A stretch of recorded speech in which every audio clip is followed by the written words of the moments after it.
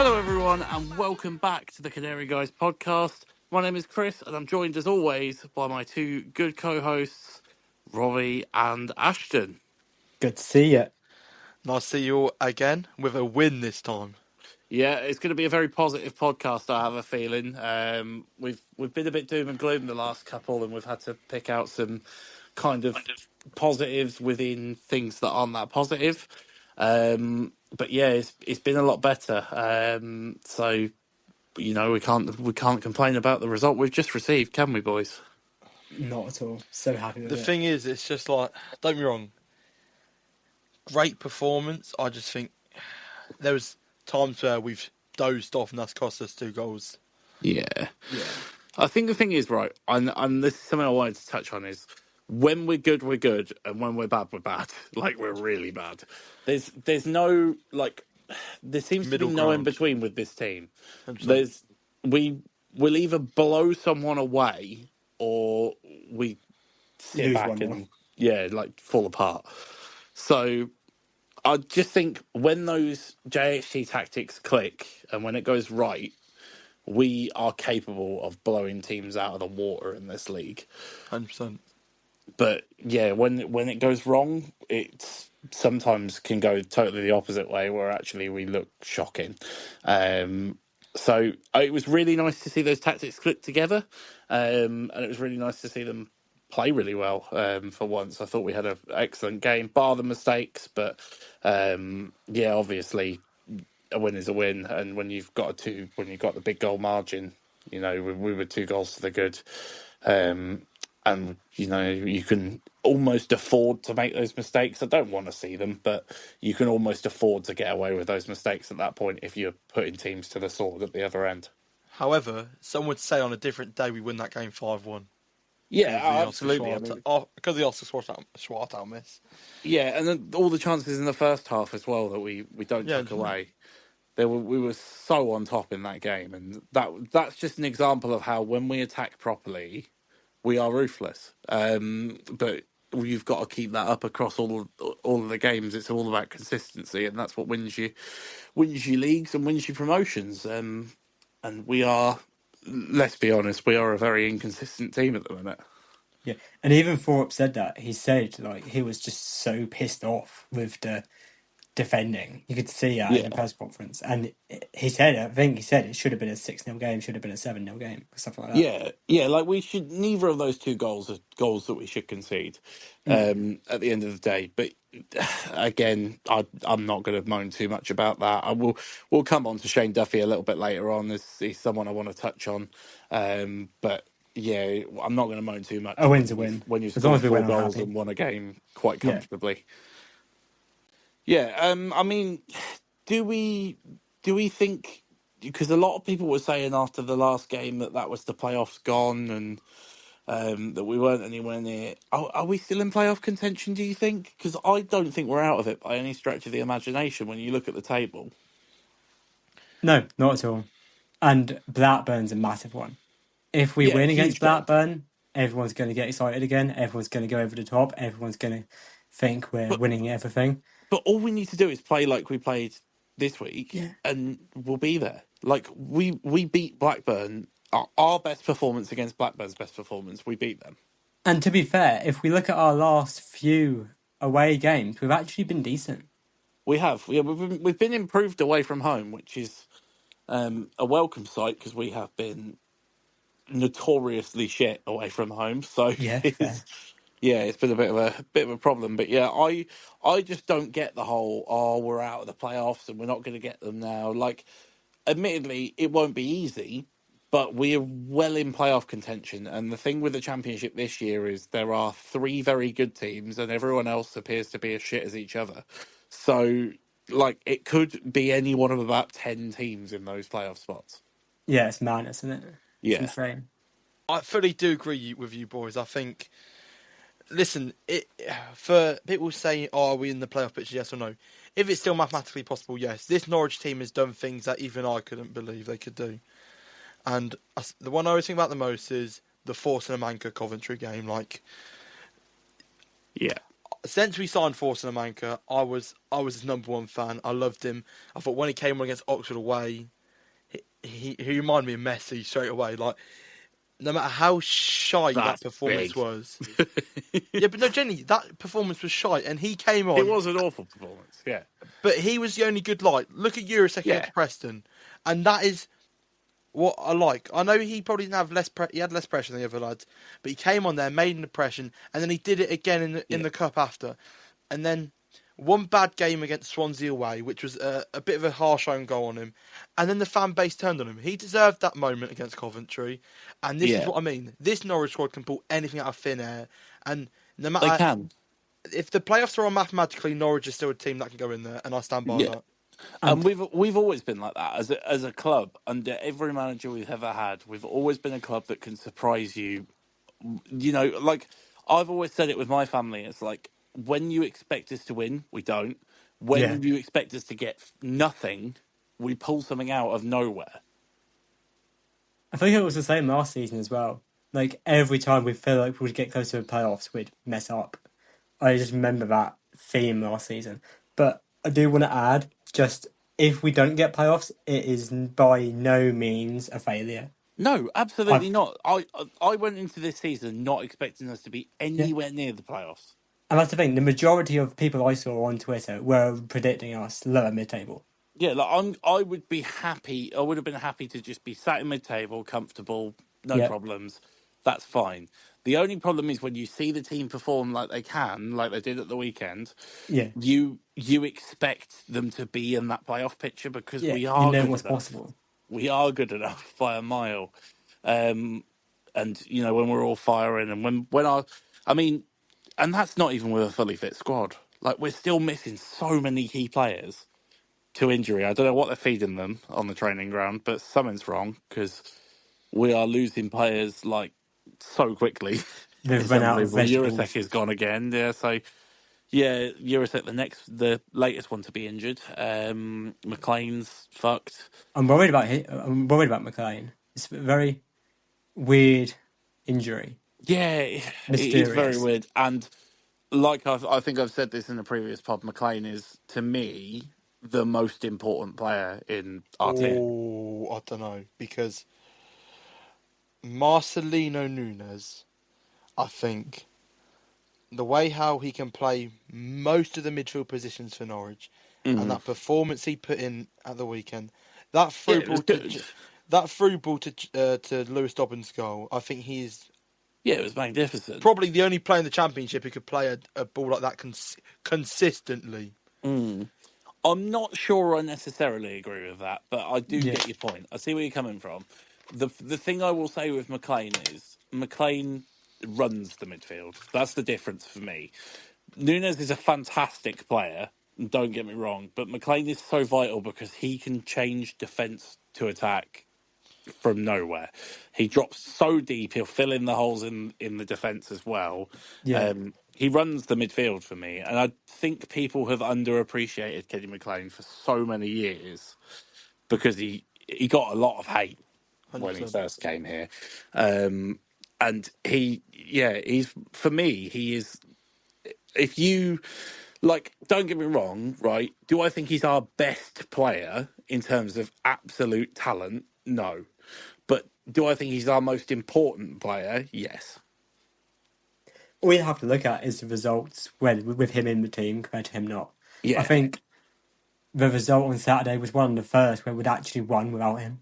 Yeah, exactly. You know, It we just we shows how looked important he is. relatively good, but I don't get me wrong. Like overall ability, I would find it hard pressed to argue that Sargent isn't our best player currently. Yeah. Um, like on actual overall footballing ability, but if you take Sargent out of the side, you can probably get closer to a win without him than you would without McLean. Although I think they're both vital. It's quite a hard toss up because as again, we'll talk about Sargent. Realistically, can you argue he's not the best striker in the league at the minute? I don't think Best player in the any league, other let alone clubs. striker.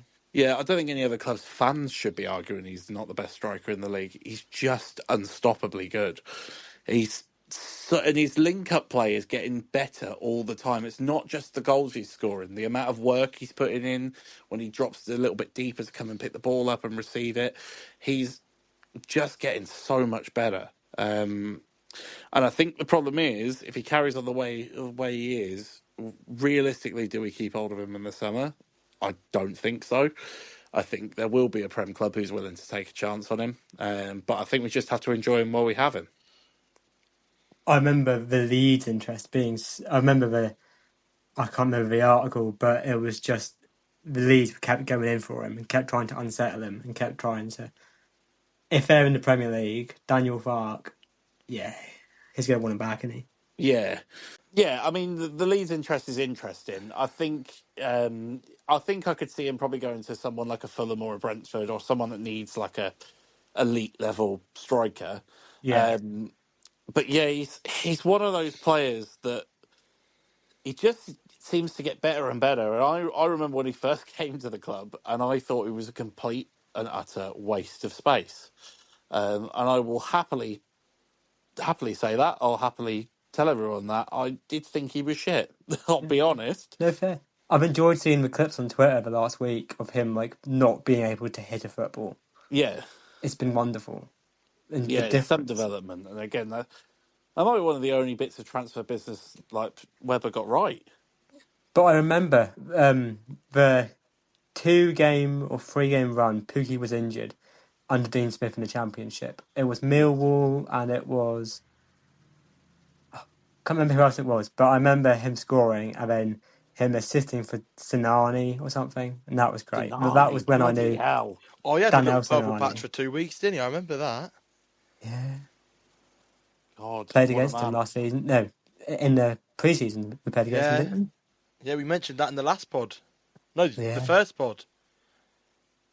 but no, that was when I knew Sargent had something about him. But then again, because the Scorpion kick felt very in the moment, it felt very Yeah. one-offy. Whilst we're talking about the Scorpion kick, here's the question that I've always been asking people at the minute. That second goal Sargent scored at the weekend, is that his best Norwich City goal, or was it the Scorpion kick? No, it is his best goal. Yeah, Yeah. best technical Objectively, it's goal his was best that. goal. Like, I Yeah. love the scorpion kick, but the scorpion kick, you can tell he wasn't entirely meaning it.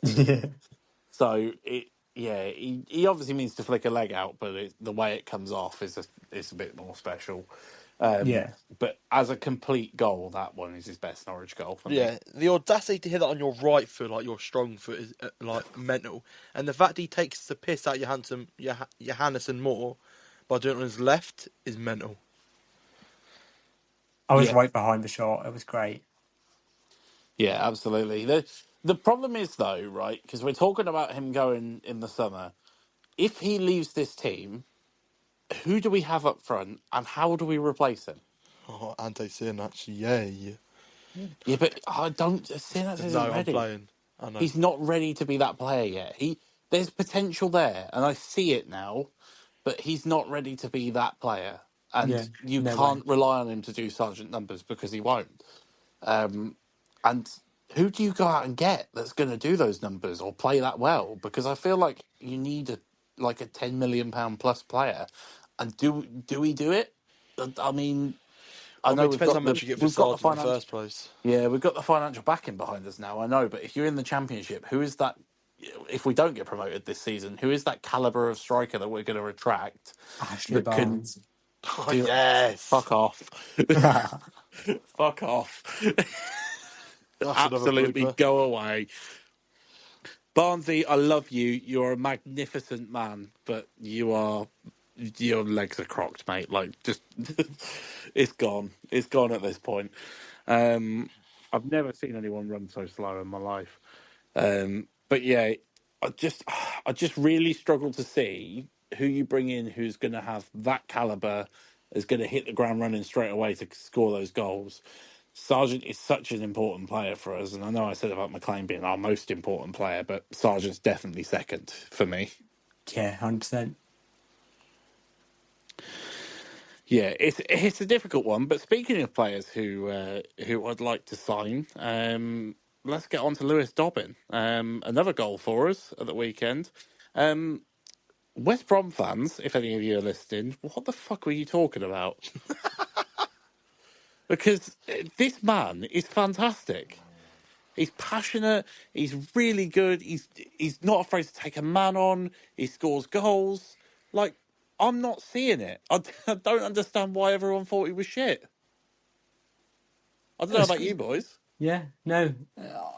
Ever since his debut against Coventry, it was Yeah, just he's been great, and he's slowly progressed every game. He's got a little bit better, yeah, and absolutely. I just think like he hit the ground running. Like his first start, and he was playing really well straight away. And how yeah, many times in the pods? We've only been doing it this third episode now. The we first two mentioned him every pods, pod. we Yeah, mentioned in every pod for how positive he is. Even in the yeah. shit performances we've had, he's been the positive player.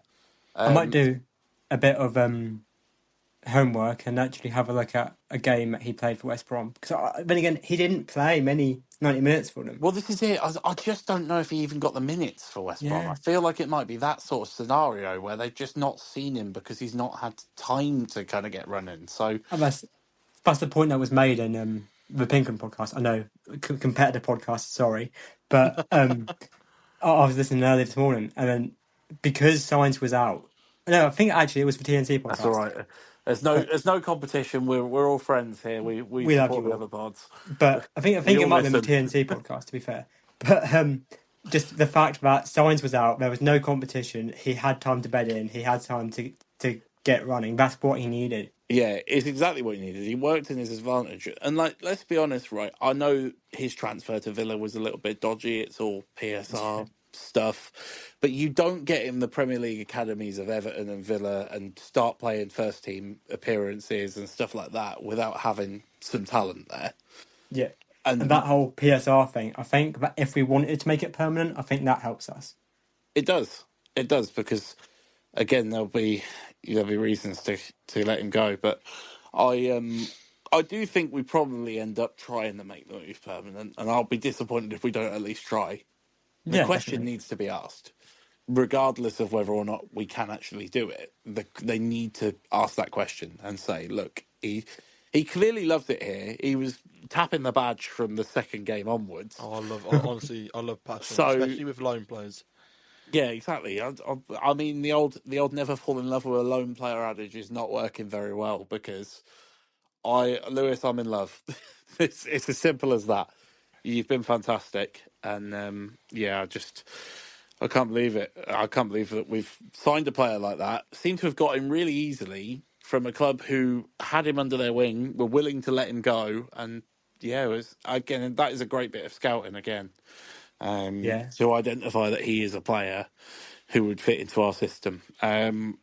The only thing I will say is he went off at half time, and is that injury related? And how long does that keep him out for, if so? Because I think Johannes said in his post-match interview that it was a precaution. Dobbin wanted to carry on playing, but Johannes was like, "Nah, we need you for the okay, future." So yeah, I think that's fine. But to be whilst you're on the topic hopefully, of love towards Norwich players, there is a certain man's performance who needs a bit of praise, I think, from the weekend. Can I just yeah, quickly add on Dobbin?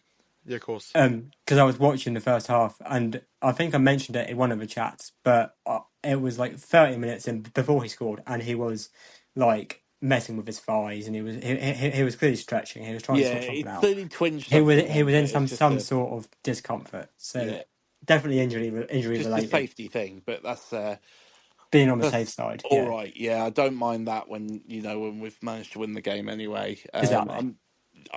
Yeah, it's fair enough. And if he's fit for the next game, then perfect. Who was it you wanted to give praise to, Ashton? Because I have a feeling I know what's coming. I don't think you do, mate. I actually don't think you do. I do. I think I do. That Borja Signs performance is what makes me Oh, love that man. Okay, I saw glimpses of the Borja Signs at the start of the season. He did the dribbles, which I want him to do, but he had the pass and play. And I tell you Yeah, what, I said he deserved a goal. He didn't get it, but he got on a deserved assist. And I want to say yeah. that is the Borja Signs we saw in the October-November period of the season. All right. Yeah, it looked like we've chatted about it a couple of times on the pod, haven't we? That he's looked almost like a bit like the ego has got to him, and that he wants to dribble and beat everyone, and he doesn't want to pass the ball anymore. That was a well-rounded, much better team performance. That's the kind of thing we want to see out of him. Yeah. And it helps a lot because now teams can't double up on him because then you're leaving Sargent free. And if you're doubling up on Sargent and Dobbin, then you're Sargent and Science, then you're leaving Dobbin free. So now that he has this room, now that Sargent's back, I think he will be better. And again, it was nice to see him making the passes because that has annoyed me the past few games, but he Yeah, plays really well. yeah, he's just the talent is still clearly there, but it's just the last few games. I don't know whether it's the pressure of not having scored for a while or what it might be, whether the hype's getting to him, but he just hasn't been. He's just been trying to dribble through the whole team. He tries to make things happen, but there's a lack of passing, lack of linking up with teammates anymore. Like the number of Signs goals that have been so good with 1-2s with other players that he hasn't been playing as of late. So Yeah. it was lovely to see him linking back up with the team and looking like a part of a team again. So that was again, it wasn't who I thought you were going to say, Who but do you yeah, thought I was going to it's say? a fantastic point to raise. I'd love to Well, hear. this brings me on to my next bit of praise because we've given him a lot of stick as Norwich fans as a collective, and on this podcast already, we've given him a lot of stick. But I have to say that Jakob Sorensen deserves some praise after that performance Why would I say Jakob Sorensen? I have no connection to that man. because But no, because genuinely, at the end of the day, like we slag him off, right? We no slag class him off, but let's performance. be honest, he Good had a really performance. good game. Dot. He played really well. Genuinely, He I had say this. He the. wasn't our worst I midfielder. have no expectations. No, no, definitely not. I have no expectations of Jakob Sorensen because I know what I'm expecting. Do you know what I mean? Yeah. It's I'm expecting backwards passing, not a lot of not very dynamic, and probably giving the ball away quite a lot. And we always moan if we see his name on the team sheet because we're not particularly happy with it. And do I think he deserves a new contract off the back of this? No, No. I don't. But do I think he deserves some praise for the performance that he put in? Yeah, 100%. absolutely. I think that was probably the best performance I've seen from him in probably 4 years at the club. I mean, like, if you know me, I am a big fan of Alan Spencer-Lamane, and I mean it. Sorensen was not our worst midfielder on Saturday. Jenny was Slimane, and it hurts me because I love Slimane a lot. I think he's a class player, but I don't know what happened to him at the weekend. But genuinely, that Sorensen performance deserves all praise he gets because I think what I could tell straight away was Stoke was quite low and compact. They didn't give us. Yeah, They gave us space on the wing, and I think Sorensen and Nunes more than Sorensen obviously, but Sorensen did do a couple brilliant long passes to Mahava and Fisher. And I yeah, think that is where we exploited Stoke the best, especially in the first half. We got the ball out to the wingers and we tried making something off the wings because that's where they gave yeah, us space. None of yeah, this passing absolutely. backwards trying to make an option. You get it forward to the place where there is space. Absolutely, yeah. I don't disagree with that at all. I do think, yeah, I'm not one like slag off players all you want. Like at the end of the day, sometimes their performance needs to be scrutinised. But if you're gonna slag a player off, you've got to give them praise when they do well. So I think that's what we're doing here. Jakob, well done. Probably going on to a little bit more of a negative point, and something I wanted to bring up because obviously we mentioned about conceding those two goals and that being a little bit sloppy. And I think really you can only blame one man for those two goals, and that was Shane Duffy, who has probably had his best season for us this Yeah. year. I think you'd all agree. He's Yeah. been more consistent. He's been less error prone. Despite he is an error prone player. It seems to just be in his DNA. I mean, what the fuck he was doing for the first goal, I I really just think the don't poor know. lad needs a rest more than anything. It might be that. It might be that. But yeah, I just think you dawdle around with the ball for 10 or 15 seconds at the back, and you allow the striker to nip in. I admittedly, I think that was a foul. At the Yeah, end of, at the but time, so did I. I think that was a foul. But you don't leave that in the ref's hands. You don't even give him a chance to make that decision because, as you can see, it can go against you very, very easily. So And if you look at the stills, Kellen Fisher was free right next to him. yeah, exactly. It's an easy pass. It's just decision making. It's just one of those things. Like I, we've scored 4 goals. We've won the game. We've done brilliantly. But you've got to keep it up for the full 90, and you cannot have those lapses in concentration. And And yeah, yeah, it's that's yeah. Sorry, I just want to add. I think I mentioned this in the first podcast, but so often in such a young team, it's the experienced players who are the ones causing issues. They're the yeah. ones who are making the mistakes. And if I don't know, say Rory McConville, if he makes that mistake, he's young, he's inexperienced, fair enough. But Shane Duffy, 30, however old he is, 33, I think. it's just, you'd expect better. Yeah, yeah, absolutely. And then the penalty is silly. It's just Yeah. a bit of a silly giveaway. There are lapses in concentration. Duffy seems to be quite prone to doing that. Like I've given him a lot of praise this season because I'll be honest. Last year I thought Duffy was an absolute car crash, and I was Pardon the pun. worried about. Well, yeah, he likes to drive on the piss, doesn't he? So it's one of those things. But yeah, I do think he was a bit of a car crash, and I was worried coming into this season having him there, but. He's shut me up. He's proven me wrong for most of this year because he has been really solid. But yeah, you just occasionally you see these little mistakes creep in, and you know there's still a player there who can make errors. Yeah. Again, he wasn't made for the 4-up system. And even Johannes seemed surprised when he performed well in pre-season and when Yeah. he because again it was similar with the Hanley thing, like playing Hanley in the Oxford match just to get him out of the squad. Oh But God! Duffy proved him wrong, and Don't Duffy even not proved him remind me. wrong, but Can you remember honestly? Right. Or just going back to that Oxford match. Right. oh no. That back four. Oh my god, no, don't I even remember Oh, think about Hanley it. was in it. I don't you remember. Was that Hanley and Duffy? yes. Oh my Honestly, god! I'm sure it was Hanley and Duffy. it was. With Can we just move Wasn't on it from that? Hanley I and thought we was Duffy with having a Callum positive Doyle at left pod. back? No, no. I was with. We need to cover both aspects. No, because honestly, I'll cry. I hated that But then game. again, it Well, is no, you positive can because cry how far have we tears of come from joy that of how game? far we've come. Yeah, Yeah, absolutely. So yeah, To be fair, we can talk about the it's just a progression. massive respect to Johannes, though, isn't it? Really, like Yeah, start of the season, we've had a back four like that. Literally, first game of the season. We are now about to approach March, and I think this is the best we've played in terms of in terms of our football since Farker in the Championship. can I read okay. out the starting lineup for that Oxford match? You Yeah, can, go on then. yes, go for it. Angus Gunn and goal. Jack Yes. Stacey at right back. Hmm. Grant Hanley, Shane Duffy. Yep. Callum Doyle at left back. Yep. Nunez, McLean, and Gibbs in midfield.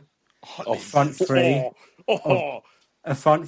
Borja Sainz, Josh Sargent, and Christian Fastnacht. Oh, what a player! Christ. And also Oh, the substitutes in that game who came on were Forson. Jacob Lungy Sorensen, Amanka Forson, Adam Eder, Abu Kamara, and Gabe Forsyth. Jesus Christ. We were in the trenches, man. We were in the trenches. That was horrific. Yeah, we've come a long way. We have come a long way. The investment in across the windows has been really good. We've moved players on when we needed to. It's been brilliant. But And we've spent money, which has been nice. yeah, It's been a exactly, nice change. exactly that. The question is though, going back to the Duffy point, right? We have the summer transfer window. First game of the season next season. Is Duffy one of the starting 2 centre backs? No. No, I don't Oh, think he is either. oh, really? No, No. I Uh, just think you have to get someone else in to. yeah, We're gonna. I do fully get that, but I think footballers nowadays are just proving age is just a number, and it happens quite a lot. And I genuinely think Duffy is so vital to us at the back at times. I know he's prone to a mistake, but I just think his experience and leadership when Kenny's been absent, and maybe when Kenny's on the pitch, his leadership has helped Norwich more than what people give him credit for. Yeah, I definitely, like, don't I get me definitely wrong. get your point of him saying he's definitely cost us some error. He Yeah. cost us quite a lot Saturday, but I just think for a player of his age, his experience, I just can't see us getting a better option to help us command the back and teach these youngsters. It's a fair point, but I think McConville was brought in the January window for a reason. I think we could have quite easily waited until summer, but I think he Yes. was brought in to bed into the team, and then I think he will play every minute of preseason, and I think then he will be, as long as he performs well, I think he'll be starting alongside Cordoba. Yeah, you see, this is the thing that I'm thinking. I think we probably buy another centre back because I don't think we get Callum Doyle on a permanent. Yeah, I I'd think love to see it happen, but I yeah, don't think we get Callum Doyle on a permanent. I think we probably buy another centre back. I think you have Cordoba starting as the left sided centre back, and then you buy someone to play the right side. And someone more like Duffy mid stays in the squad, twenties. but I wouldn't be starting him. Yeah, yeah, He's so good for the. You want him there for the experience. You want him there for the dressing room, the mentality that he brings, everything like that. But yeah, he probably shouldn't be starting every game. That's where I see it. And I yeah, agree that's with you. fair. I definitely think he starts with the weekend's Blackburn away. 'Cause it's a massive game for Norwich. Yeah, But but Oxford at home, this season, I don't see why he wouldn't start. yeah, 100%. But I genuinely think Oxford at home, you give him a rest, and I want to see Rory McConville start alongside Doyle because Doyle will be back. I I'm wouldn't happy. write off Oxford though because they have been playing well since They have. Yeah, but it's not. Yeah, but the it's only. manager. I genuinely Plachette has think. turned into Messi. I do just want to know I am watching the Leeds match in the background and they have just scored an equaliser against Sheffield United. I've got them on my acca. Sorry, I do. I'll be honest. I hate Leeds. But if they're going to win me money, I'm not going to complain. Right, well, I think that was a pretty convincing teardown of the Stoke game. Pretty much covered all the points we wanted to. So we can get on to the lighter side of the show now. And as always, we're going to start with the official Jeff Mann sausage roll review. It's a good one. Again, It's a back at cracker. Carrow Road, which was lovely. I need to figure out what I'm going to do for next week because I'm going to need to find a place to have a sausage roll. But we'll get on to that when that's important. But Send in your sausage roll suggestions, by the way, on please do. Twitter after this if you want to tweet us. Much needed. Tweet at Jeff Mann, at Robbie, and we'll get it all sorted. Not that I didn't already get enough tweets. There was a foot-long sausage roll in Swindon, and I got 5 different mentions from that. And then I'm just a sausage roll man, and I get it. I don't think you never have enough tweets about sausage rolls. Never enough, never enough. I want to go to Swindon, so please, FA Cup gods, Carabao Cup gods, get us together. I am going there in a Canary massive guy pot. Swindon out in. Yes, It's got to be 100%. done. But Yeah, carry on. yeah, so I put an outlandish take saying that it was probably the best I've had this season. The pastry was still 62.4 crumbs per bite, but it was nice soft pastry.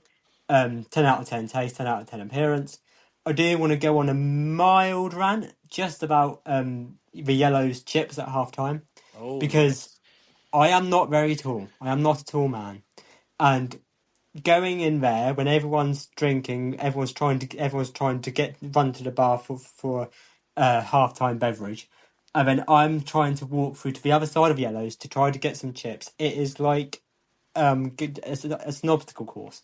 It's just so packed in there. There needs to be some sort of system because I was like, I've never said excuse me more times in my life. But and then it got worse when I eventually got my chips. I put my condiments on, as you do, and then I had to make my way back out without spilling them. One bloke literally just grabbed a chip while I was walking and just took a chip from me, which was just What cheeky That's fucking knobhead? world class, to be fair. Fair it. play. I mean, Fair yeah, play. he At that didn't point, ask. what I do you just even sort of looked say at at him. that point? You just go, all right, then, fella. Yeah, he just nodded at me like, "Thanks for the chip, mate." I'm like, "Okay, yeah, you're welcome." But That's fair enough. yeah, I don't blame him. I was pushing for everyone. So yeah, chips were good though, and sausage roll accompanied with the chips was good. And I'm looking Fantastic. forward to the next time I'm at Carrow Road, which should be Oxford at home.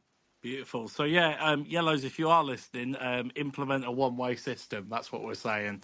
Yes, I please. think as a whole. But yeah, we'll do the system and get the traffic flow all sorted so that Robbie can get his sausage roll all on time. Thank you. Right, brilliant stuff. Now we're on to our Canary Caller of the Week segment. I've still not had contact from John Rogers about the theme song. I think I may have to message him because I really, really Yeah, want to use his theme song. I keep saying it, and I'm hoping at some point I may just mention him on Twitter. I'll be honest, using yeah, feel using free. the Canary Guys account because it's the easiest way probably to get his attention. But yeah, Canary Caller of the Week's a bit different this week because for once we had no moaning, which was incredible news. That was great. So it Um, actually had to be someone who deserved it for their yeah, actual football knowledge, so we've got a which was good. positive man for once. Yeah, we'll just let it play out. Take a listen. Let's get, Canaries Down Under now. Lee is on the phone. Our friend Lee, you just messaged me, Lee, to say you've had a great time. You come all the way from Down Under, Norwich, and you said Norwich always score 4 when you come over. Yeah, that after quite a few years of not seeing any goals, I'm on a pretty good run at the moment. Yeah, it's awesome. And what did you think of today, Lee? And no doubt you're happy to be back. It was a great performance from the lads on the whole, wasn't it? Yeah, it was. It was definitely it felt like a 2-0 first half rather than a 1-1 first half. That was a bit disappointing. But yeah, it's funny that what Lorraine was saying and you guys saying about consistency. I don't think we're going to get that yet, and that's okay. We've got a lot of young players in that team, and they look really good. Like, it's so nice to see the likes of Kellen Fisher and Mahovo, and then Jacob Wright comes on, and Rory seems like a quality lad as well. But I don't think we're going to get consistency yet, but we're going to get some real excitement, and that was fantastic today. Yeah, I like talking to you, Lee, because you kind of got a little bit more of a wider view on it because you're not living in Norwich, so you're kind of watching it in the middle of the night and early mornings or what have you. And I always get the feeling that you're more a patient fan. You're happy to let things unfold. And, you know, Norwich fans just have to be like that at the minute, don't they? Yeah, and there's sort of 30 or 40 of us on a Canaries Down Under chat, a WhatsApp group that we talk during the matches, and that is kind of how everyone feels, to be honest. Is that you know if you're going to be dragging yourself out of bed at 1 o'clock in the morning to watch a game, you need to accept that it's not necessarily going to be perfect every time. And but I just think, like, not last time I was back, but the time before, we got the two 4-goal wins under David Wagner, and it's just so much better than that. It's exciting, and we've got these great young players coming through. We've got a really enthusiastic coaching team, and there's a buzz around the ground as well. It was really lovely to be a part of today. Yeah, that was Lee from Canaries Down Under, and it was just so refreshing to have a accent that wasn't Norfolk, because that was great, first of all. And the takes, like, he wakes up at 1 a.m. to watch matches. That's and fair. if I was doing that, I would be wanting us to win every week. But he was so grounded. He understood that it's a process, it takes time. So much praise for the players, so much praise for the system, so much praise for the work of Forup. Just brilliant analysis, brilliant fanage. You're a great fan. I hope you enjoy your time in the UK. And yeah, a worthy winner. Yeah, good man, absolutely. It's nice to hear, like you say, hear a different accent. Even though, let's be honest, what we really enjoy is some good old Norfolk boys ranting. So that's Nothing better. hopefully. I mean, it's difficult, isn't it? It's like a bit of a hard one because, like, I kind of want bad performances for the best Canary calls, but I kind of want good performances because I support my team and I want them to win. To be fair, I remember the best Canary calls are the ones where we win 5-6-0, and then there's still that one guy from Dereham who always absolutely berates the team. There's always one guy. It's always John from Cossey, and Yeah. he's gone, oh no, but Shane Duffy's rubbish, and I don't think we'll get promoted. I'm looking It's forward always to the that same, isn't next it? week. Right, I believe this week Ashton's got some segments for us. I think we're starting with Tweet of the Week. Yeah, tweet of the week this week. One absolute clear winner. Yeah, we all agreed. And I just think the shithouse alone, and like the way he lives in this little tin pot club from Suffolk's Head. Yeah. Ipswich Town face Tottenham at the weekend, and a certain ex-Norwich star boy, we could argue. Yeah, I'd call him that. That's fair.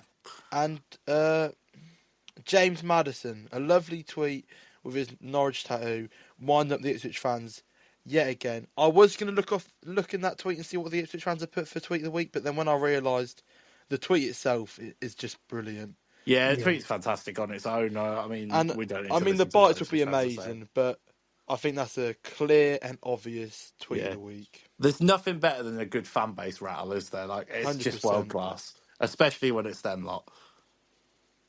Can I just add, for the tattoo, whose is better, Onel Hernandez's tattoo or James Maddison's tattoo? Oh, O'Neill's. It's definitely O'Neill. O'Neill's is massive. Yeah, fair. O'Neill's about twice the size.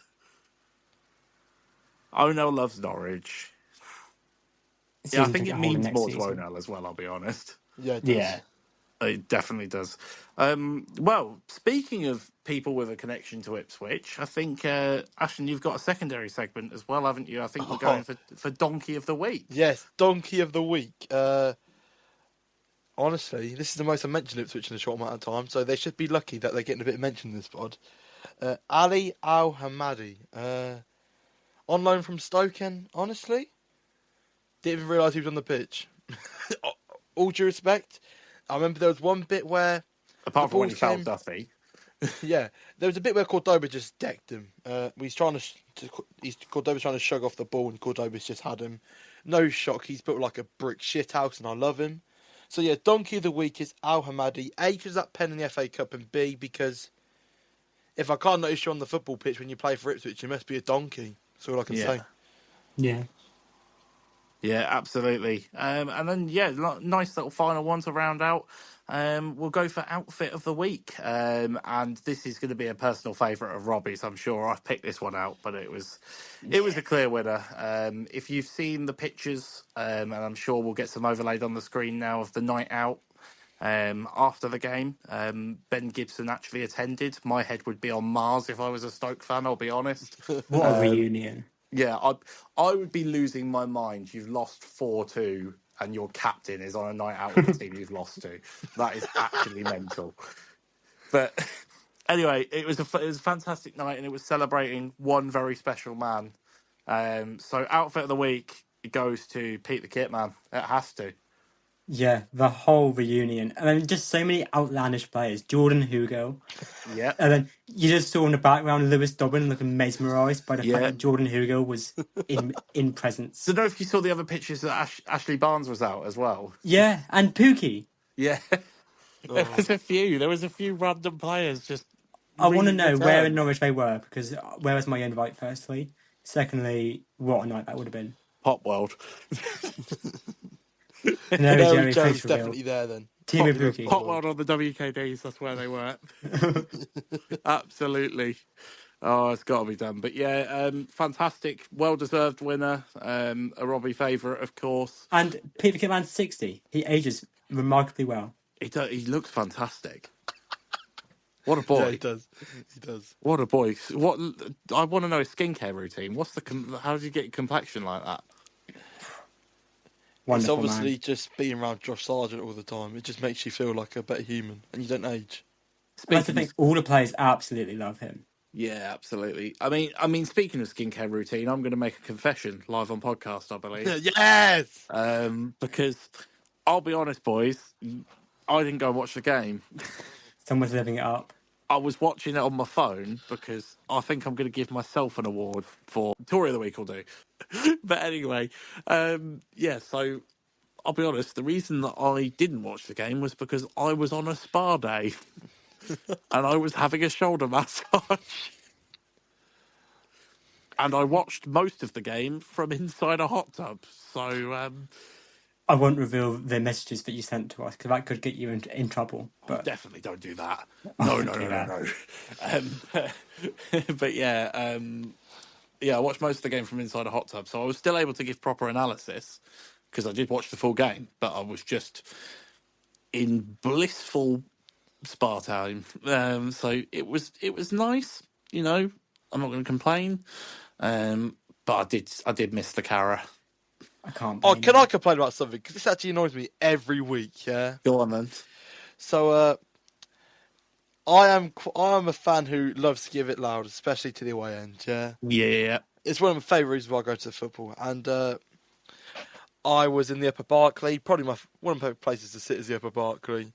You get a decent view and you get right in the noise, and I love it. Every time there's obviously children around the stadium, fair enough. But I want, every time people say to me, "Oh, do you not realise about the children around you? Like, do you really want to swear and say all this stuff to your way?" And I said, as the parents of the children, you should understand the You're Barclays going to where a football match and you're sitting in the Barclay. What do you exactly, expect? like you can sit in the Regency or wherever else, but the Barclays where most of it happens, yeah, and that is a It fact. is. The parents know that you probably should not be sitting your children there, especially if they're under the age of 8. Especially under the age of 8. Fuck And off to the Aviva community corner, you dicks. and like I don't want I shouldn't have to worry about the people around me to affect me enjoying the game and giving it large. And Yeah, fair point. I'm not saying I don't want children near me. Like, if they're going to get there and give it loud, fair enough, give it loud. But I shouldn't have to be seen differently because there's children around me. I've sat there No. because I know that's where the noise is, and the Yeah. parents should also know that. Agreed completely. I'd just like to apologise because, sorry, Joma, I've got the wrong sponsor of the community corner. That was the previous sponsor of the community corner. Heartbreak. That would have lost me the quiz. Yeah, fantastic. Right, I think then it's time to probably move on to Blackburn, boys. Yep. Big game. It's Huge a massive game. It's Massive huge. game. We did mention it a little earlier on the pod. It is a huge game. We need all 3 points. It's as simple as that. Yep. I think this one, we were talking about playoff contention. This one Yeah. is probably the make or break. It's do or die. For playoff 100%. contention, this. But I think he's possibly out of the running, but there is a potential of a David Wagner derby. There is.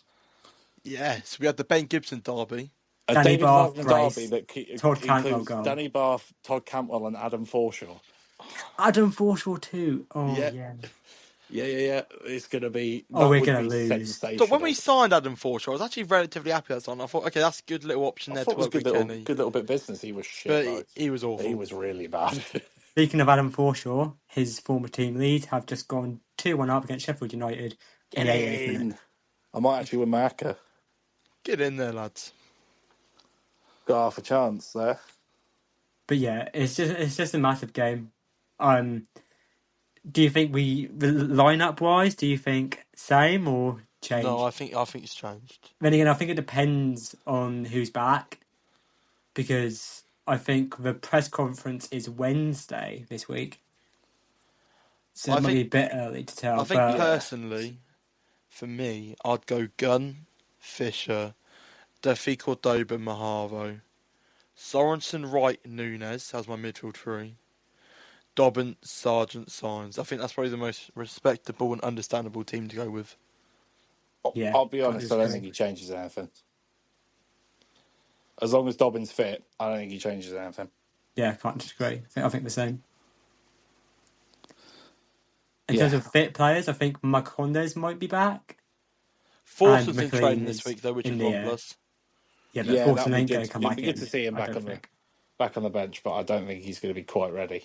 Yeah, but it's definitely a positive step because he's a player who finally got the credit he deserves, got the performance he deserved, and got injured, unfortunately, against Brighton. But coming back is very good for him and for also, us. just going back to that point of Leeds winning 2-1, right? Daniel Farker must be the only man in existence who can do like so many comebacks from when they're down. He's not even on the touchline. He's the jammiest prick. Like, I love you, Daniel, but you are a jammy fucker. There's no other way. Tell to you put what, it. it's 3-1 now. Is my it? days. Yeah. Oh, they're battering him now. Who needs Saturday Social when you've got Jeff, man, honestly. Yeah, exactly. He's basically live score updates. Call him teletext. It's what he does. Footmob's going out of business. Yeah, exactly that. That's probably a more up to date reference. I've gone very 90s. Very 90s indeed. But yeah, I do think, I think it's a crucial game. What do we think score predictions wise for Blackburn boys? I'm confident. I'm really, really confident. Mm-hmm. I'm thinking 3-1. I think Sargent scores, Sign scores, and someone outlandish scores, like Fisher. I think he needs to score because he hasn't got. I think it was an early shot in the first half Oh, on no. Saturday. It was dreadful. And I remember, he had an open goal one time and it was dreadful. I think Kellen Fisher scores from the halfway line. Mm-hmm. I love it. Yeah. You see, now I think I'm very close to what you're saying, but Blackburn have just been battered 3-0 by Swansea. That's the thing. And I And we think we beat do the Swansea exact 5-0. same thing. I think we 3-0 also. I think it's If I going to had be to go 4-1. scorers, I like the way you gave score predictions, so I'll give that a go. I'm going to say Dobbin, Sargent, Saints. Nice. I'm going to go 4-1. Yeah. Sargent hat-trick. Oh, And I'll sprinkle in. go on, throw a rogue one out. Jacob Wright goal. Oh, that that is rogue. I like He has a it. shot on him, to be fair, and his corners are interesting. I think he's actually going to be quite useful from corners. Yeah, 4-1. Sargent hat-trick, Jacob Wright goal. Perfect. Right, brilliant stuff. So just one last thing that we'd like to reference is obviously the competitions we've got going on at the moment. We've still not had many entries. We've had a few. They're happening slowly but surely. And I'll retweet all the tweets again so everyone's aware in case anyone's missed it. But we've got our competitions going on. The question for my competition for the Canary Jester hat, see on screen. The question's now out there. It's in reference to a very famous game from a few seasons ago. So give that a check out on Twitter, on the Canary Guys podcast Twitter page. And yeah, someone who's given me the correct answer, we'll shuffle it up, and someone's going to win my promotion parade worn hat. Lovely jubbly. And again, my sticker's still available. I only have one entry, but all you have to do, best sausage roll in Norwich, let me know. And I will pick the best winner. The shirt Lego set has had 0 entries, so thanks for that. Really popular. Look, it's real. You can hear me shaking it as we speak. Yeah, it's not a scam. But yeah, hopefully get an entry this week. I really want to know how bad these personalised shirts are because I've had a horrific run with them. Yeah, I've got a few that I could send. I might send a few on Twitter just to Can we get the ball enter? rolling. I don't think we can enter our own comp. That would be a bit bad. I have Jonathan Rowe from last season, and I have Kieran Dowell from the season before. I've got a Lewis Graven. I'd love a Jeff Mann sticker personally. Yeah, you want a Jeff Mann sticker? Meet me out. I think we'd love to all enter our own comps, but I feel like it's a bit illegal. Also, I would like to say, while we're on the topic of competitions, that Canary Jerry, you can fuck off. Whoa. Because, no, he's talking about us getting rid of old Tat, right? That is a legendary hat in my house. And I'll have you know. The Jeff Mann stickers were custom made. Exactly. Just watch your tone, all right, fella? Canary Jerry, fair enough. Canary Jerry, we still love you. Just don't say that. In all fairness, Jerry, I got this as a Secret Santa present, and I don't have the attention span for that, so you were right with me, not the other boys. To be fair. No, Jerry, it's only a warning. You're all right. We still love you. But yeah, it's all good. But yeah, anyway, that's not a problem. We'll keep pushing it on Twitter. Look out for us on there, and we'll get the tweets out. We'll get it across to everyone, and we'll keep it running for another few weeks. And obviously, once we've got a few entries, we can draw the winner. If not, I'll have to live stream me making this Lego, if that's what people really want. Yeah, to be fair, he may well actually do that, so enter the competition to stop him from going through the pain. Yeah, genuinely. Good idea. 12-hour live stream, me putting the Norwich 3D shirt construction toy together. Yeah, exactly that. But yeah, I think that pretty much covers everything we need to, right, boys? Yeah, I think that's it. Yeah. Fantastic stuff. Right, we will see you all again next week where we've smashed Blackburn, and we are happy once again. Oh, But Thanks yeah, for anyway, listening. it's all good. Thank you very much for listening.